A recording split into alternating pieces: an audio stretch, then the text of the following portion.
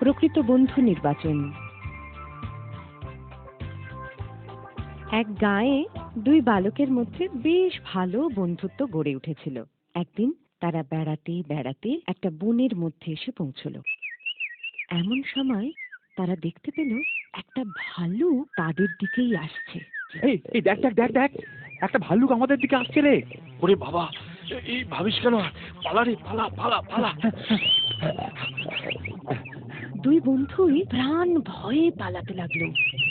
ওদিকে ভালুকটাও পিছু ছাড়লো না। বিপদ সঙ্গীন বুঝে এক বন্ধু একটা গাছে উঠে পড়লো।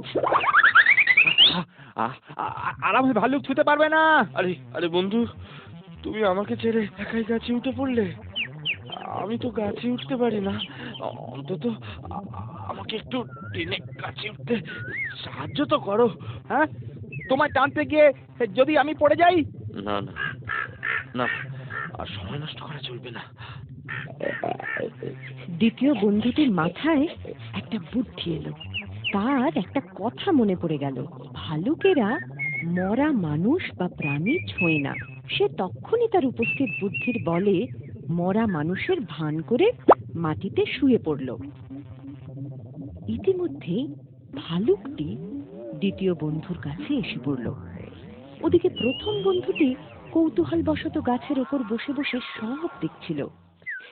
ভালুকটি দ্বিতীয় বন্ধুটির সারা গায়ে শুকিয়ে শুকিয়ে পরীক্ষা করছিল যে সে জীবিত না মৃত।